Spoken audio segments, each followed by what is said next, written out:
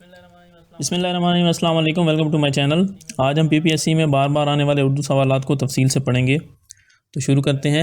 हमारा पहला सवाल है जी, माह तमाम माह किस शायरा की तमाम किताब है? किस शायरा की किताब है? तो इसका आंसर है जी परवीन तो शाकिर। इसका आंसर है जी परवीन शाकिर। किताब लिखी थी परवीन इन्होंने। शाकिर ने ये किताब लिखी थी। शाकिर जो है एक और मशरकी परवीन शायर है। शाकिर जो है एक मशरकी शायर है। उन्होंने जो ज़्यादातर शायरी की है वो भी मशरकी शायरी की है। एज में उनकी काफ़ी यंग एज में डेथ हो गई थी एक कार एक्सीडेंट में। सीएसएस का वो और पेपर उनका जो सीएसएस का वो पेपर एक भी उन्होंने दिया था, ये भी काफ़ी मशहूर है कि एक सीएसएस का पेपर उन्होंने दिया था। की शायरी उसके के बारे अंदर में उन्हीं पूछा की गया था। शायरी के बारे में पूछा गया था, मतलब उनका एक अपना शेर आया था और उसके बारे में पूछा गया था कि ये किस शायरा का है। दूसरा सवाल है जी, दूसरा सवाल है जी, जंगल की शहजादी जंगल की किसकी शहज़ादी नज़म है? किसकी तो इसका नज़म है? आंसर है जी जोश मली तो आबादी। इसका आंसर है जी जोश मली आबादी। जोश मली आबादी की नज़म जंगल है। की शहज़ादी जोश मली आबादी की नज़म है। नज़म निगार थे और इसके ये एक अलावा बहुत इनकी बड़े एक नज़म और नज़म निगार है थे। इसके अलावा इनकी एक और नज़म है पेशन गोई। पेशन गोई और जंगल की शहजादी। पेशन गोई और जंगल की शहज़ादी ये तकरीबन दोनों एक सेम तरह की नज़में हैं। मतलब उसमें भी, दास्तान के पेशन बारे गोई में में है। भी एक लड़की की दास्तान के बारे में बताया जाता है कि लड़की 12 साल लड़की के बारे में। और जंगल की शहज़ादी में भी तकरीबन इसी तरह की अगला है। सवाल है जी, उर्दू का अगला पहला सवाल नावल है जी, निगार कौन था? उर्दू का पहला नावल निगार कौन था? नज़ीर अहमद थे। तो इसका आंसर है जी नज़ीर अहमद। डिप्टी नज़ीर अहमद भी इनको कहा जाता जो है। किरदार है और नावल इनके जो निगार उसमें किरदार हैं, बहुत बढ़िया किया इनके गया है। मतलब जो नावल निगारी इन्होंने की है उसके बारे में ये जिस मशहूर है किरदार कि का नाम होता है वैसे ही जैसे इनके किरदार का नाम होता है वैसे ही उनकी खसूसियात भी होती हैं इनके नावल में। और दूसरी चीज़ ये है कि अक्सर एक सवाल पूछा जाता है कि पहले अफसाना निगार कौन थे। कन्फ्यूज़न हो जाती तो है कि इसके अंदर नावल थोड़ी निगार थे कन्फ्यूज़न हो जाती है कि निगार थे नावल निगार और नावल निगार में और अफसाना निगार में अगर दोनों ऑप्शन आ जाते हैं नज़ीर अहमद और पहले अफसाना निगार प्रेमचंद का, तो जो प्रेमचंद थे पहले अफसाना निगार थे वो प्रेमचंद थे। और जो नावल निगार थे वो नज़ीर नावल अहमद पहले थे। थे तो नावल इसको बाद याद में करने थे। का आसान एक तरीका है कि नावल नावल नून से से नज़ीर मतलब नून से नावल और नून से नावल नज़ीर निगार अहमद। याद हो गया तो तो एक मतलब जब आपको नावल निगार याद हो गया तो वो दूसरा जो है अफसाना निगार वो खुद ही आपके माइंड में याद हो जाएगा। नेक्स्ट है जी लव तालिब का मुअन्नस बताएं। नेक्स्ट है जी लफ्ज़ तालिब का इसका मुअन्नस आंसर है जी तालिबा। बताएं। इसका आंसर है जी तालिबा। पतरस बुखारी का असल नाम क्या था? तो पतरस पतरस बुखारी का बुखारी जो असल है नाम क्या था? सैयद अहमद शाह तो था। पतरस बुखारी का जो असल नाम था वो सैयद अहमद शाह था।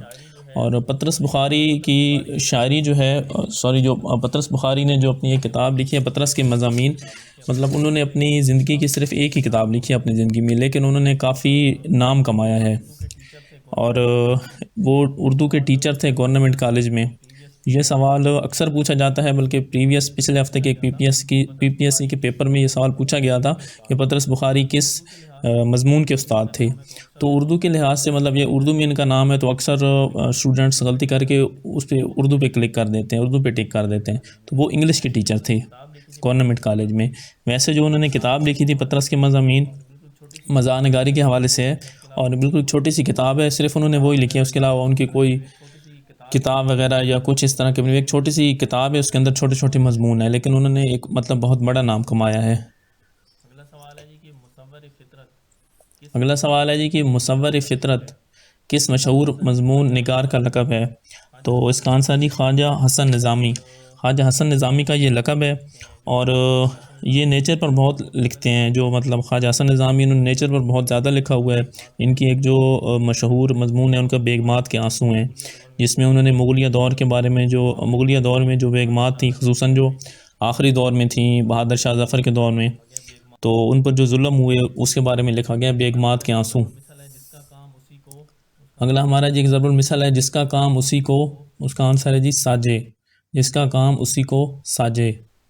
अगला सवाल है हमारा मशहूर ड्रामा अनारकली किसकी तसनीफ़ है? अगला सवाल है हमारा मशहूर ड्रामा अनारकली किसकी तसनीफ़ है? इम्तियाज़ अली ताज तो ने इसका ड्रामा आंसर लिखा जी था। सैयद इम्तियाज़ अली ताज। ड्रामा ये इसी वजह से इम्तियाज़ अली मशहूर ताज है ने कि ड्रामा लिखा था। स्टेज पे और परफॉर्म नहीं ये किया जा ड्रामा सका। किसी वजह से अभी अभी तक इसको स्टेज पे परफॉर्म नहीं किया जा सका, अगला हमारा इस्लाम में की मतलब चाचा एक ये छक्कन का बात जो है। किरदार है इसके वो भी अलावा इन्होंने चाचा मुतारफ़ करवाया था। चाचा छक्कन का जो किरदार है वो भी इन्होंने मुतारफ़ करवाया था। चाचा छक्कन ने तस्वीर टांग की और इसके अलावा और भी उनके कई हैं।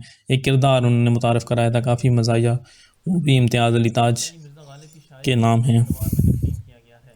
नेक्स्ट है जी मिर्ज़ा गालिब की शायरी को कितने अदवार में तकसीम किया गया है? उन्होंने शायरी की थी उसमें तो इसका तीन आंसर है जी 3 अदवार में। अल्फाज थे उन्होंने शुरू शुरू फ़ारसी में जो में मिर्ज़ा गालिब ने शायरी की थी उसमें ज़्यादा फ़ारसी इस्तेमाल किए के जिसकी अल्फाज वजह थे, से उन्होंने उनको काफ़ी ज़्यादा इस्तेमाल किए थे, जिस वजह से कहा जाता था कि ये जो इनकी शायरी है काफ़ी मुश्किल शायरी है। फ़ारसी मसाइल शेर लेकिन थे बाद में उनके। फिर उन्होंने इसको ज़रा आसान किया।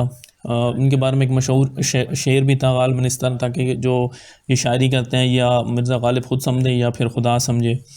तो उसके बाद उन्होंने निस्बतन आसान शायरी शुरू कर दी थी। अगला है जी लफ्ज़ पाक का मुतज़ाद, इसका आंसर है जी नापाक। लफ्ज़ संग का मुतरादिफ बताएं। मुतरादिफ मतलब कि सेम जो लफ्ज़ संग का मुतरादिफ बताएं। कहा जाता है। मुतरादिफ मतलब कि सेम जो अल्फाज होते हैं जिनको इंग्लिश में सिनोनिम्स भी कहा जाता है, तो इसका आंसर है पत्थर। ज़रूर सवाल आते हैं। संग का मुतरादिफ जो लफ्ज़ है वो है पत्थर।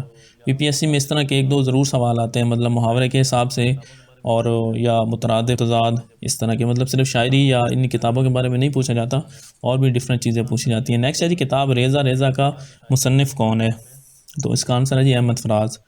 अहमद फ़राज जो शायरी के एक बहुत बड़ा नाम है, ये उनके मुसन्निफ़ थे। अंदर सबा किसकी तस्नीफ अगला सवाल है हमारा जी कि इसका आंसर है जी किताब अमानत लखनवी। अंदर सबा किसकी तसनीफ़ है, और ये तो इसका आंसर है जी अमानत लखनवी। अमानत लखनवी की ये किताब है, और ये जो किताब है ये उर्दू का बाकायदा पहला ड्रामा था, इसको माना जाता है अंदर सबा को। तो इसका आंसर है जी हफीज़ जालंधरी। अगला सवाल जी फिरदौसी इस्लाम किसका खिताब है, जिन्होंने हमारा कौमी तो इसका आंसर है जी हफीज़ जालंधरी। हफीज़ जालंधरी का ये खिताब है। हफीज़ जालंधरी जिन्होंने हमारा कौमी तराना भी लिखा था, और इसके अलावा शाहनामा इस्लाम नज़म उनकी है, बहुत मशहूर नज़म है, ये भी उन्होंने लिखी थी। 1982 में उनकी अगला है जी हमारा डेथ हो गई थी। हैं गुलों में रंग भरे बादे नौ बहार चले चले भी आओ के गुलशन। सवाल अगला है जी हमारा कि ये शेर किसका है, गुलों में रंग भरे बादे नौ बहार चले चले भी आओ के गुलशन का कारोबार चले। काफ़ी मशहूर शेर है, तो ये फैज़ अहमद फैज़ का शेर है। अक्सर ये सवाल आ जाता है कि फैज़ अहमद फैज़ के बारे में ज़्यादातर एक सवाल और आता है कि उनको, बल्कि अक्सर ये सवाल आ जाता है कि किस शायर को लिनन प्राइज़ मिला था पीपीएससी में,